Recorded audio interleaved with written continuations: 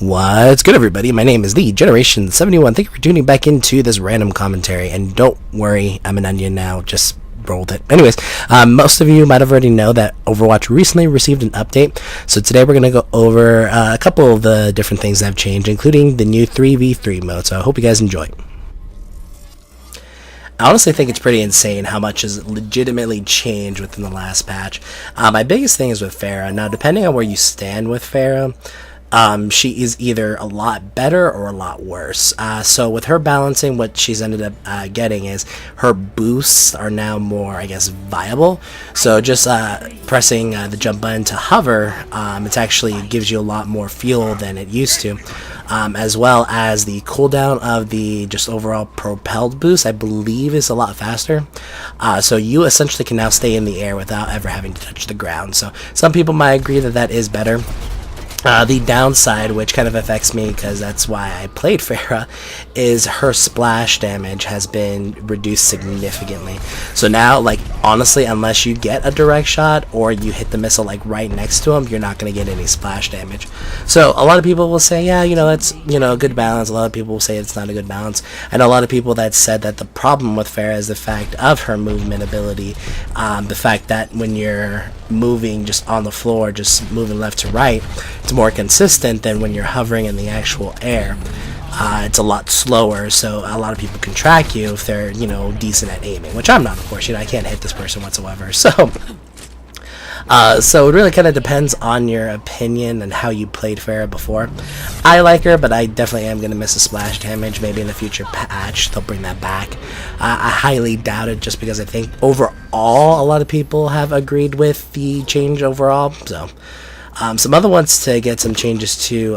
Diva got a buff as far as being able to move a little bit faster with her while shooting. Torbjorn got his amazing speed with hammering his turret back, which I was happy with that. Those are the ones I can think of off the top of my head. I know Mei received a nerf.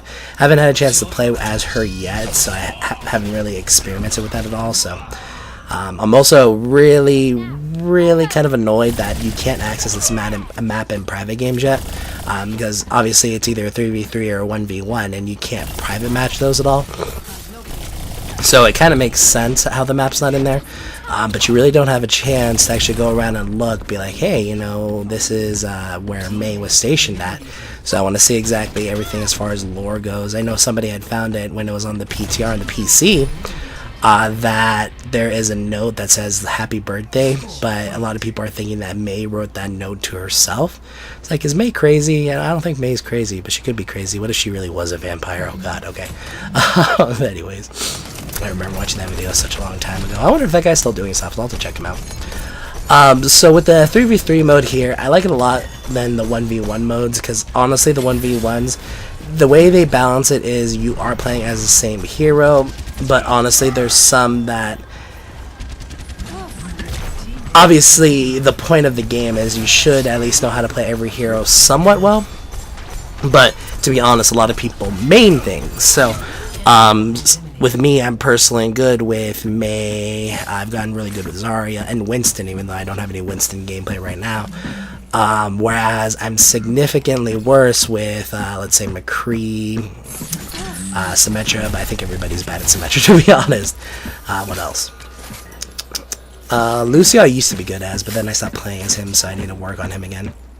Hanzo and Widowmaker. So then at that point, when I'm facing somebody as those characters, I have a significant disadvantage. So it isn't necessarily as balanced as it should be, but you can't really help that. And I think if anything, it'll help people try to play as other characters more, so they can kind of help themselves out. So the 3v3 mode I like a lot more, especially if you have a good team. Literally, I paired up with just one other person yesterday.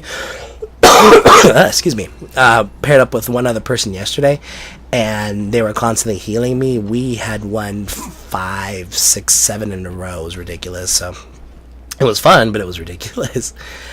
Here, playing by myself, I had to play a little bit more tactically, because I can't expect my teammates to play the way I want them to play. So it's more kind of following them around, playing support when they need to play support. There's a lot of strategy going in here. A lot of people will pick self-heal heroes. So you'll see a lot of Soldier 76s. You'll see a lot of Roadhogs. You'll see a lot of Divas too, because even though she can't self-heal, she'll have technically 2 lives and can regenerate health when she goes back into her mech. I personally still feel like overall the basic composition you'll need is DPS, tank, and as well as support. But also, depending on the way it's set up, you should have at least 2 of those being able to do DPS. So I think the best composition, if it were to be ideal, would be a Reaper, Tracer, Sombra if you just want to try her out, but Sombra as a tank, either a Winston or a Roadhog. Reinhardt, unless he's a really good Reinhardt, there's no reason to keep him. And then either Mercy or Zenyatta, so you can actually do some DPS attacks. So, but here, we're actually getting to the end of the game here. We did a comeback. As you saw, we lost 2-0, then we won 3 straight. A lot of it had to be, thanks to my team. They actually did really, really well at the end, so... But yeah, guys, hope you enjoyed this commentary. I know I still sound kind of sick. I figured I just better just jump back on the horse before, I'm out too long, and it takes forever to learn how to, commentate again. So, hope you guys enjoyed this. If you guys want to see anything more, just go ahead and leave a comment down below, subscribe if you do want to see more so you don't miss a video. And then, of course, make sure to subscribe to the other channel, too, the more newsy channel as well. So, but yeah. Also, with this play of the game, I never thought I'd actually get a chance to show off this play of the game intro, and I did. I was so happy. He looks so cool, especially with his Halloween skin. But here, also too, I don't know, sometimes I feel like the play of the game should be extended a little bit, because, I got that kill, and then I ended up supporting with this last kill, but you really don't see it, so it's just like, I don't know, so, whatevs. That's how you do it. Alright guys, thanks for tuning in. This has been the Generation 71, and we'll catch you guys later.